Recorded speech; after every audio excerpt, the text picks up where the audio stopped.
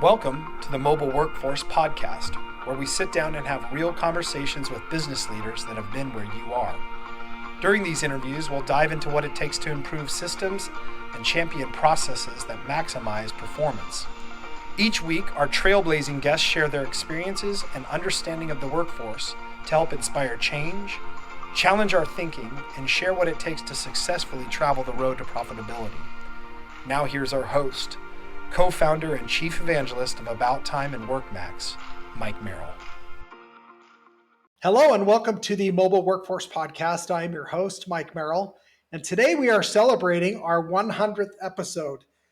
2 years of goodness that we've been working on bringing you all, and really excited to bring this episode here to celebrate the podcast milestone of 100 episodes and essentially a year. We've invited a longtime friend personally and also of our business, Ron Babich, to join in the conversation. And he will actually take over and have the responsibility of interviewing me for this episode. So Ron, with that in mind, I'm in the hot seat now. Why don't you take it over? What a great honor. What a good friend. And it's been awesome knowing you all these years, Mike. So I'm super honored, just massively honored to be part of this. And super congratulations on hitting this 100th milestone. It's an awesome accomplishment. Terrific job. Thanks, Ron. You were actually part of this, part of those first 100 episodes. So it's nice to reverse the role this time and let you interview me. I love it. No, I absolutely love it. Awesome. Well, so much to ask of such such a big deal like today. But hey, with that in mind, I'm looking forward to talking about what Mike has learned over the last 100 episodes, what trends you've seen, and what has changed in the construction industry over the last couple of years. Mike, are you ready? I think I'm ready to roll. All right. Awesome. You know what? Something that's interesting that I did think is worth mentioning, that this is the 100th episode, but it's also in 100 years, sharing that same 100 mark with Reader's Digest. Time turned 100 this year. The BBC turned 100 this year. Stouffer's TV dinners turned 100 this year. The Jaguar car, and probably the most important thing, and a good transition to start this thing off, is the blender. So because you can't make a margarita without a blender. But anyways, so did you ever think that you would reach 100 episodes so quickly? I did, only because when I start something, I see it through. I try and really finish it. So I knew we would keep getting here. This is an important mission for us to lead these conversations. So yeah, I figured we would get there and fly past it too. How long yourself? How long have you been working now in this industry? Oh, well, on the software side, we are in our 20th year. So we're almost celebrating our 20th birthday at About Time Technologies. And our WorkMax product, we're about 7 to 8 years into the development of our cloud solutions. So quite some time. And then also a decade before that, for about 10 years, I was a general contractor, and we specialized in self-performing and construction and concrete framing, carpentry, excavation, all those things. So 30 years overall in the construction space on either side of the fence between software and actually building buildings. Awesome. So in that time, how has the construction market evolved since you started in 1992? Wow, it's so different. Yet it's the same. So pretty interesting. Obviously, the biggest thing is the innovation. Just technology just is gaining velocity at a record pace always. Mobile solutions. I mean, that's the largest single thing that I can think of. Without that, I just don't think we would have arrived at some of these other things so quickly, like BIM and AI of all sorts. There's just so many different things that are now a part of the conversation and an important thing in safety and also building efficiently. So I just it's amazing to see what's all happened and changed in such a short period of time. That's awesome. So many stories in 100 episodes. Do you see common patterns within those stories across all those interviews? Yeah, I mean, I think the big thing, one of the takeaways that I'm still a little surprised is, as an industry, we're still a bit behind. In a lot of ways, there are companies that are super innovative. I mean, that have like programmers on the staff and they're all in the cloud and they have all these solutions in place. They have a lot of automation. they're using robotic dogs to do things for safety reasons. Maybe they're having, equipment, heavy equipment by Caterpillar and other things that are using GPS and other things to help really perfectly grade something on the right curve and things like that. But then at the same time, even some of those same organizations are still documenting things with paper. They're still using spreadsheets, or maybe even worse than just that is you've got 7 or 8 different workflows and solutions that people are using to do the same thing throughout their enterprise. So I would say that's something that's surprising to me with all of the technological goodness and with all of the power of the cloud, that there are a lot of companies, probably, I would say maybe even just barely the majority, that are still not leveraging and taking advantage of those tools. Yeah, that's super interesting. Uh, if you were a smart driven construction company about to start your next project, what advice would you give? And really also, what advice would you ignore on the innovation side? On the proactive side, that I would really, truly, if I went back, if I left this business and went back to be a builder, general contractor, the first thing I would do is I would absolutely mandate that we are always innovating and leveraging these technology tools. And one rule of thumb that I've heard, and we've had some interviews with different companies and feedback from them, is that I would take on one big innovation project a year at least. And that way every year you're getting better. And I think just that constant, even the culture of change and innovation and embracing technology, I think that's the biggest thing that's missing from a lot of companies out there. The fear of change, listening maybe to field personnel, or maybe some of the older generation that are still in the workforce that are didn't grow up with technology. These things might be more scary to them than maybe somebody else that grew up with it. And so I would say I would recommend to anybody, and this is what I would do myself, I would absolutely innovate and continually be iterating on those innovations as I went through my business history. As far as advice that I would recommend people not take, same thing. I would say don't be scared. Do not be afraid of innovation. I would say do not be afraid of change. The old mentality of if it ain't broke, don't fix it is it's just a horrible thing for becoming better and growing and really staying on the leading edge of your competition, because that's what I'm seeing out there. Some of these new businesses that are only in business for 2 or 3 or 4 years that I see adopting technology. I mean, they are very advanced. They're very efficient. They know their numbers. They know their money. They're running these construction projects like a business owner that happens to be in construction, not like a contractor that's trying to figure out how to run a business. There had to be some surprises along the way with over 100 stories. What would be maybe one of the biggest surprises that you took away that you weren't expecting? I would say, I mean, kind of in the same line of what we were just talking about. I am surprised that technology isn't adopted a little more rapidly. That's the first thing. The second thing, and it doesn't matter if I'm talking to somebody in oil and gas or energy or solar or construction, heavy highway, civil work, capital projects, all of these types of things, it seems like there's still this common thread where we have technology tools, we have integration tools, we have all these methods to put information in the cloud and collaborate with that efficiently. And I just feel like there's still a lot of data silos. And so it's surprising to me, number one, that technology providers like us and others in our space aren't doing a better job of collaborating with other best of breed point solutions so that a customer can have one really nice experience with an integrated solution, talking to ERP and estimating and maybe CRM. But most of all, and most critically, back to the point at the top of the discussion here, I think having that live real time pulse of your data is critical. So I would start there.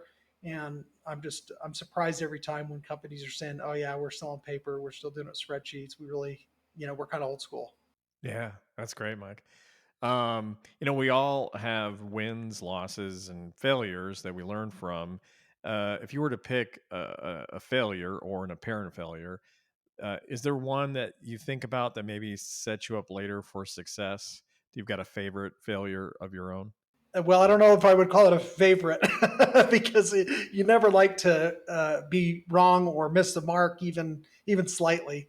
But I would definitely say one of our non bullseyes, so to speak, is when we were pivoting from our enterprise solution called About Time Enterprise, our server based software, and migrating to the cloud and Amazon Web Services. We did a complete ground up rewrite, and so what we did is we started down the process of innovating this entire platform. So I think our eyes were a lot bigger than our stomach on what type of an undertaking that would be and how long it was going to take. Something that we thought would take less than a year took several years. And at a point, we finally felt like, okay, the time solution that we are known for in our About Time Enterprise app is very complex. It's all new in the cloud. Everything's been rewritten and redone and improved upon from what we'd learned in our previous 10 or 15 years in business. And we felt like, well, our forms module is already ready to go, and time's still not quite where we want it before we want to start migrating customers to it that we have already. And so let's just release forms into the market first. So we did that for about a year. And that was kind of a tough transition for our sales team, for our support team, for our company, just everything about who our identity was known as in the industry. So when we decided to release this whole platform of solutions, this what we call the complete suite, we had time, forms, assets, which is tools and equipment tracking, heavy equipment. And then we also had a service module that we later pivoted and said, well, we don't want to do a full blown service module yet. We got to work towards that. So we'll just do service scheduling and dispatch. So scheduling and dispatching.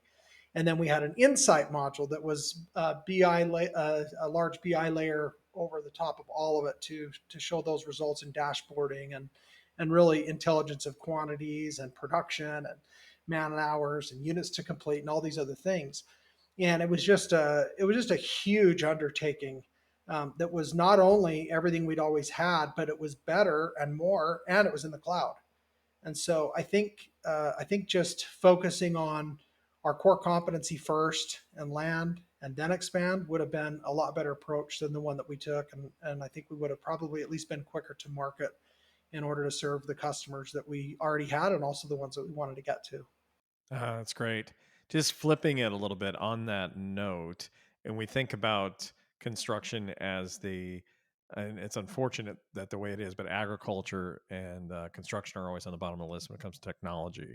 So, thinking about that and lessons learned, what takeaway, what's something that you learned that would benefit any new customers coming on who want to get a better handle on construction management, whether it's how it's implemented, how it's designed. Is there something you learned over time that you would make a recommendation for any construction company who's looking to go from paper to electronic to make that big step? Yeah, I mean, I think the biggest thing, and it's funny in construction. I mean, we use a blueprint. We have a plan.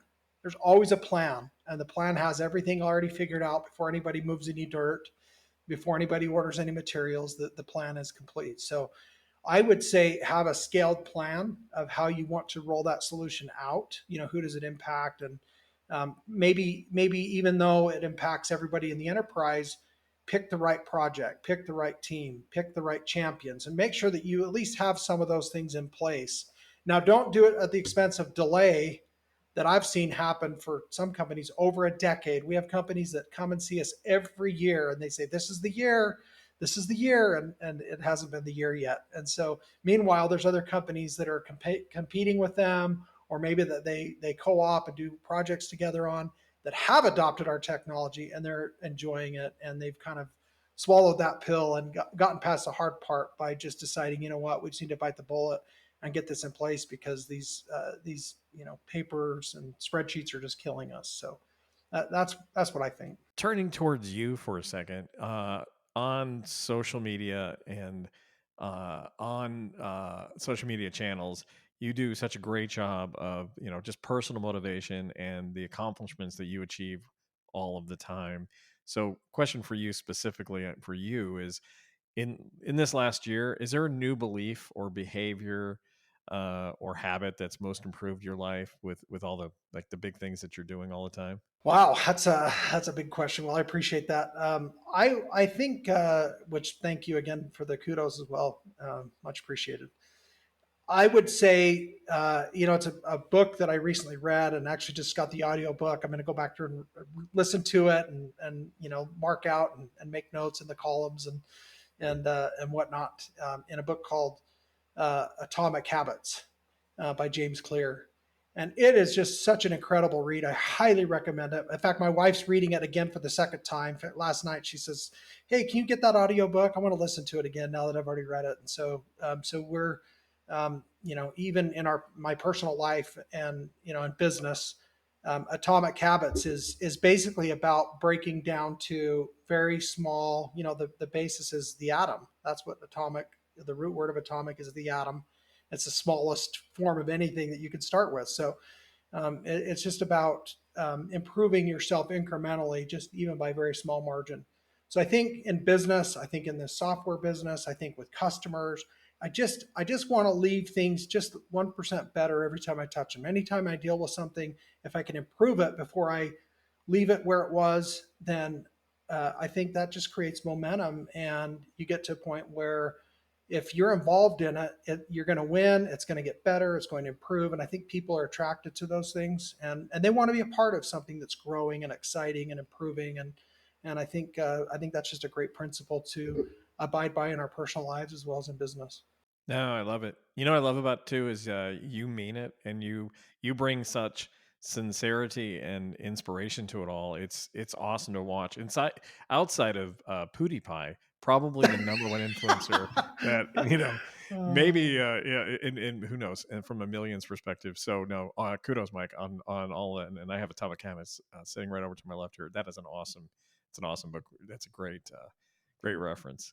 So, Mike, outside of running maybe 100 miles uphill every day, that you do, which is amazing, what's another unusual habit or an absurd thing that you absolutely love? Oh boy, absurd. Well, I'm really into archery. I like bow hunting and the outdoors and hiking and just being outdoors. I feel like I'm at home in the mountains, and so I don't know that it's absurd for sure, but it is unique from some people maybe live in a city and don't get a chance to get away as often as I do. I live in a beautiful mountain valley, just on the bench, and so I'm close to mountains all the time. So that's something I really enjoy. That's great. If you if you could just put one thing on a bumper sticker that everybody would see all the time in everybody's car, what would be on that bumper sticker? Uh, Honestly, be better. Awesome. That's great. What's next in the market? What's next for the business? What do you think the next big thing is? What's the next big change? For the business at WorkMax and About Time Technologies, one of the things that we've noticed, this really actually plays way back into the conversation earlier about coming out with this huge platform and all these different modules and trying to really eat the elephant, in one bite, so to speak. But as we've done that, I think we've gone past maybe where we needed to go with some of this stuff in a way that I would say, like our forms module, it's a fantastic tool for safety, for compliance, change orders, work orders, all of these look aheads, all these things that companies are struggling with, and we can help them today with what we already have, but our messaging and our marketing hasn't really bundled it properly so that they're really seeing that. We've had, in fact, a recent episode that we had Melissa Castle with Executive Elevators, one of our customers, talking about the way that they're using and innovating their processes with our forms tool.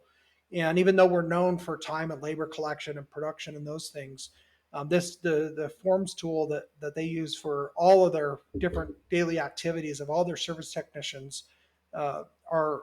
I mean, she basically said we can't live without them. Like we couldn't even run our business if we didn't have these now. And so they've only been a customer for a couple of years, and they've been in business for 40 years. So for 38 years, they were struggling and doing things a very inefficient way. And even though they looked for a solution to track time and labor for payroll, they ended up getting so much more. And so, as a business, we're focusing a lot more on those parts of companies' challenges that we can solve today by just telling a better story and painting a better picture of what the power of these solutions that we already have are for those other areas. So not just generic forms, so to speak. It's so much more. Yeah. Do you think it's easier now that in the last, it seems like last 3 to 5 years, the mentality of, hey, big hands, gloves, just we're not going to be able to do things in the field now, to it would seems like an overabundance of applications now, that with along with millennials now being such a big part of the workforce with construction. Do you see that change in the last couple of years, that that's getting easier to deal with, to try to implement all those ancillary things on top of an existing platform? Yeah, no question. And even like I mentioned earlier, where we kind of have data bloat on one hand while we're also lacking on the other.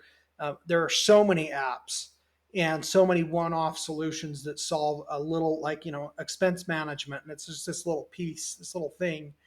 And although it's fantastic and much needed and very powerful, an important part of running a daily business, and way better than paper or a spreadsheet, but at the same time, if you could solve that challenge with another app that does 8 or 10 other things, and then it all integrates with your ERP, and it's pulling budgets and data from your estimating system, and you're using Power BI or other tools to manage the data at a higher level, you could be so much more efficient with one single source of truth, one process of collecting and managing that data. And so I would say, yeah, the apps are abundant. People are used to it. They use them personally. They use them, at night at home with their family, their kids. Everybody's on their devices, and so I think that part, the heavy lifting is over, and people have embraced those for the most part. And so I'm grateful for that. But at the same time, I think companies should look for something that can solve more things than just one or two at once. Yeah, there's a practical side to all this too. I think there's an evolution that happens when you evolve in technology like we have, and there's staples like the estimate and the schedule that are kind of like the bottom of the bun. We always have an estimate, we always have a schedule. Then on top of that, there are things that are there along with it, and time is one of those things, right? As well as the quantities and the progress that we do in that. Do you see that with time and quantities being an anchor, how that kind of it helps people in the process, lay things on top of it, make better decisions, so you don't have to have 1,000 applications, leveraging less applications, but getting the information that you need, but tying those things to the estimate, the schedule, time, and quantities. Yeah, I do, and I love that you use the word anchor because it really is. Companies that leverage our platform often say, "Wow, I bought it for this, but there's so much more, and I didn't even realize, when I added this and added that. Now, when I'm punching in, I can have this form get triggered for safety, and then when I'm picking this equipment, I have an inspection report that's necessary. I got to do a mandatory walk around." And so there's things we can do to automatically launch and present those things in a workflow so that people actually have to do 6 or 8 steps that are required.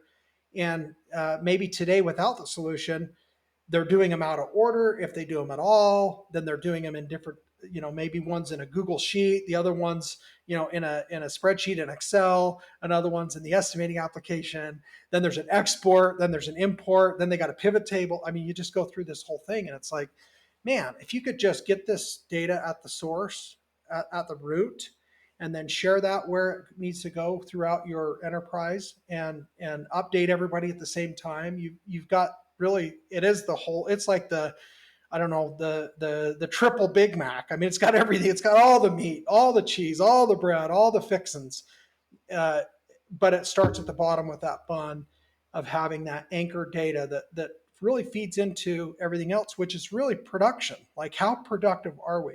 How many widgets, how many units are we completing in what amount of time? And are we ahead or behind schedule based on that? And that's everything. I mean, other the materials, it's going to require what it requires from a material perspective with a fraction of a margin of potential waste. But for the most part, the largest variable expense is that labor. So you got to start there, and then you can expand and improve everywhere. Yeah, that's awesome, Mike. In it is that, isn't it? It's the comparison to manufacturing and construction, where in manufacturing there's predictability and there's a plant and there's an assembly line. Where in construction there's this disparate manufacturing element that takes place all over the place. And you could see how it's, especially in the last couple of years, from a WorkMax perspective, WorkMax taking that first mile, if you will, that first 2 inches where the data is actually collected, of making a substantial difference. Do you have any examples, or can you think of anything where, hey, the bridge was connected that didn't exist before when WorkMax came in and supplied kind of that first level information from the that didn't exist before but now does? Yeah, we see it all the time. I can think of a local customer here, pretty large organization. They're probably in the $100 million a year range, and um, they got our platform for one thing, for the time and labor, and started to learn, oh wow, we can replace this and that forms tool and this tool tracking app, and oh, it can integrate with our ERP, so we can get rid of this spreadsheet. And they basically replace 6 or 7 processes with one application. And so even if, let's say, somebody didn't love one piece or another, or wish that it was this way or that, well, they would have they would basically be in a fist fight to try and get that solution out, WorkMax displaced, because other people are counting on it for so many other things that it's just really a part of. It's kind of like the heart. It's got different valves that go to different other solutions, but just because one of the valves is, well, you got to go in and make some adjustments there, right? Maybe get a surgery and put a stent in to fix that clogged process, so to speak. So I think that's an example of one company that really got a lot more than they really bargained for, and quite frankly, they saved a pile of money in doing it because they were able to just choose one application. That's great. So material costs are up right now. Labor costs are up, obviously, as well. Labor shortages are in place. You mentioned productivity. How does productivity play into helping solve even a little bit of the labor issue and helping address workforce management issues? Well, and I've had this experience in my own business. There's some projects you've got 20% excessive labor force in one project while you're 20% down in another. So having that visibility of where to spread your resources, and to know by looking ahead and say, based on current trend on the budget, because we're tracking these productivity metrics and the hours it's requiring, I can tell 2 months in advance where we're going to hit. Like, we're going to overshoot the moon. It's like the Apollo 13 thing where they're looking through this little thing to try, and that's almost like a lot of construction companies today. I mean, they're literally operating with that Apollo 13 mentality where it's like one in a million that they even can make this work and survive this project, so to speak. And yet we've got tools that can link all of these processes together, share that visibility, give them that insight, that intelligence that they need to say, in 9 days we're supposed to be done with this project, but at current trend it's going to take 14. So number one, we're pulling double shifts. We're working weekends. I mean, whatever we have to do, because maybe I'm going to get, fined for being over schedule or behind, right? Maybe I'm going to get bonuses for finishing early. And we've had many customers get a lot of extra money and bonuses because they've completed ahead of schedule, and they knew they were going to, because they had a tool that was measuring that as they went, and not the rearview mirror management that you have to do when you don't have these tools. The elephant in the room oftentimes is, or I think every time probably, is change management, not technology. in with these things. So, what advice would you give in terms of a place to start when it comes to change management and walking and then running to implement tools like Workmax? I think the biggest thing, kind of like I was saying earlier, when you pick the a good project that makes more sense than maybe another one. We had one customer years ago. They said, "Hey, we want to pilot this thing, and we're gonna beat on it, and we're gonna kick it, and we're gonna grab a sledgehammer and smash it." And I'm like, "What are you talking about? Why would you do that?" And they're saying, "Well, because we figure if we could really pound on this thing through a pilot." And do everything we could think of to sabotage it. And then if it works still, then we think we can get it in our guys' hands. And so, we found out, we were deleting this data, we were going in and editing this and changing that, and then trying to sync it. And they were just manipulating everything to try and see what things they could uncover that could potentially happen. And it's like, at the end of the day, the company never really implemented anything. And yet they had other companies that were kind of friends in the industry, or maybe frenemies, competitors, that adopted our solution and they were all the way to the moon before these guys ever even got off the ground. And so I think just having a proper approach to this, where you are proactively saying, look, we want to be better. And so as a company, in order for us to not only survive, but really thrive in the industry and to achieve our goals, I mean, everybody wants to win. Your employees, they want to do well. Everybody out in the field, they want to do a good job. Nobody's out there trying to, slack and do a bad job and do poor work and skim by. I mean, people land there at times, but that's really not most people's heart.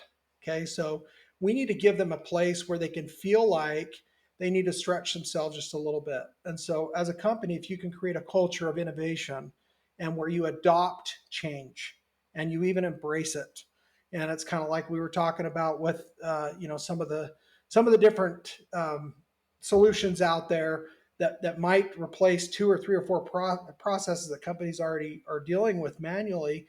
Your field wants this stuff. They want it to be easier. They want it to be better. And also they want to be rewarded and recognized when they do a great job. But if you don't have these tools in place, the only thing you're doing is waiting for the end of the month or the end of the project to say, well, how'd we do? Oh, it looks like we didn't do as well as we hoped. Sorry guys, there's no bonus.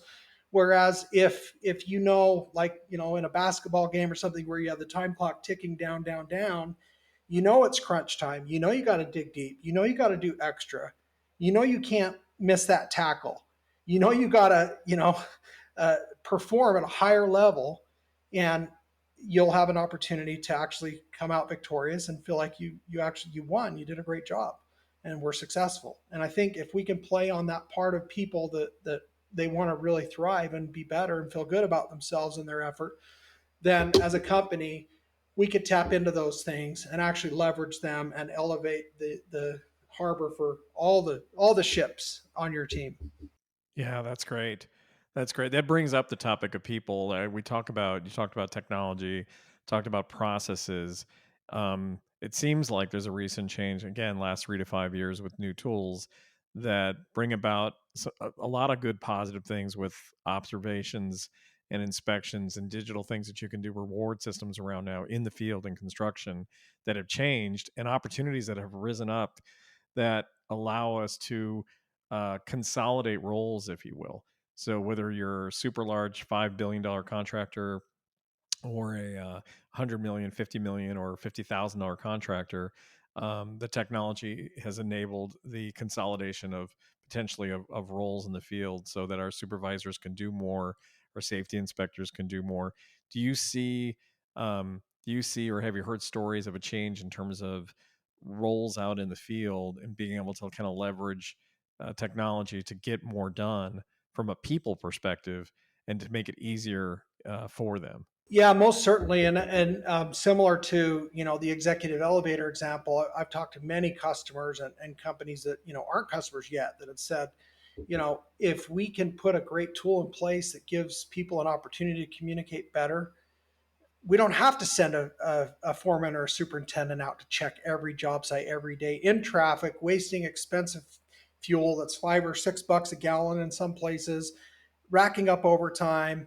They're in traffic. that none of us like to be doing that. We don't want to deal with that. It doesn't make us feel better or productive, right? So these tools can eliminate that need for that waste of resources and time and energy and bandwidth and even emotional strength, right? And fortitude.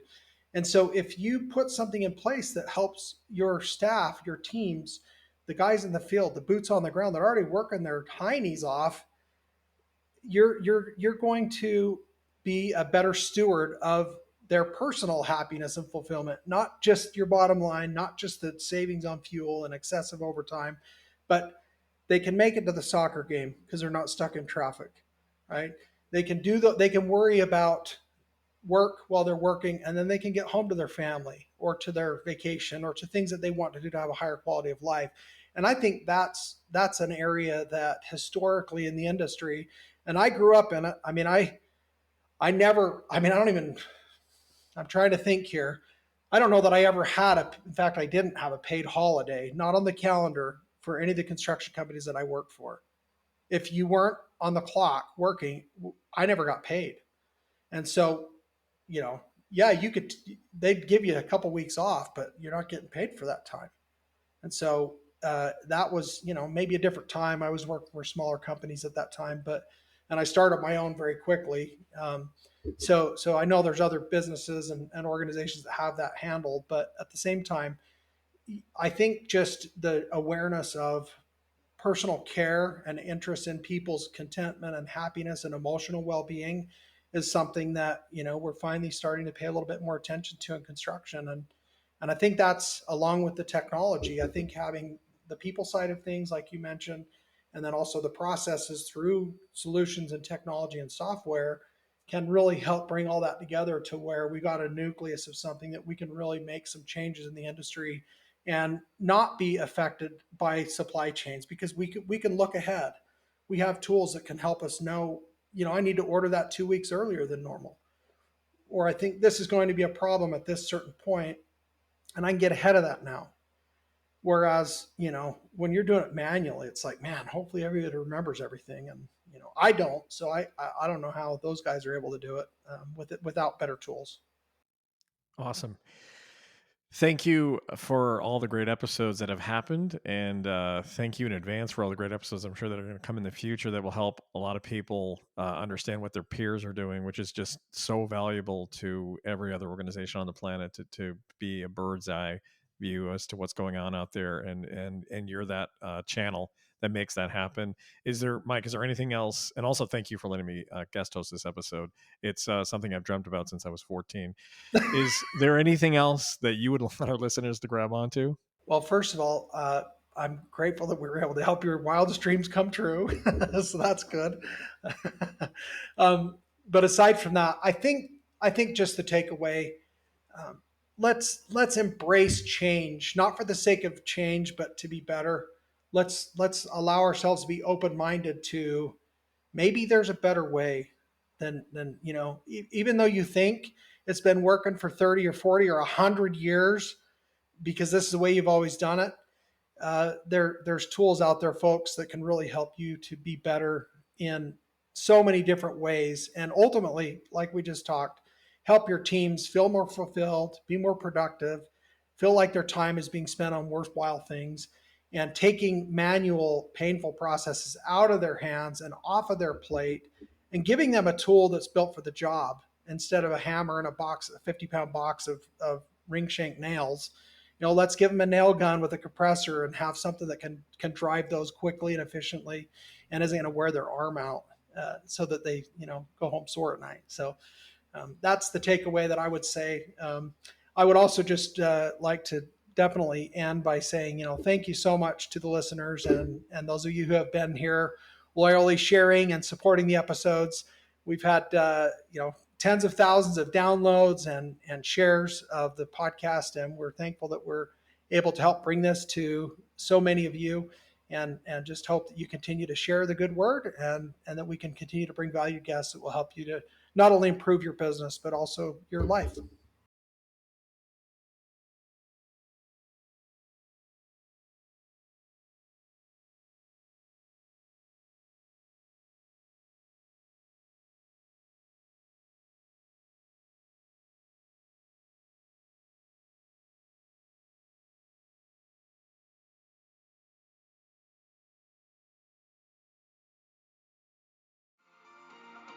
Thank you for joining us today on the Mobile Workforce Podcast, sponsored by About Time Technologies and WorkMax.